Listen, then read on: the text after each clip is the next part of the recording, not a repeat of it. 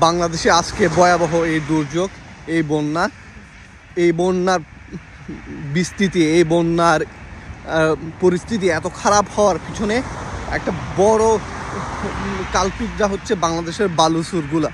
আমরা জানি জেলায় জেলায় বালুচুরের অভাব নাই, নদী খনন করে করে বালু তুলতে তুলতে এমন অবস্থা করছে এই বালি উত্তোলনের কারণে যে বন্যার বাঁধ ব্যারিয়ার যেগুলো আছে এগুলোও ক্ষতিগ্রস্ত হইতে, যাতে যেগুলা পানি কিছুটা হইলেও কন্ট্রোল করতো এই কন্ট্রোলটাও হারাই ফেলছে।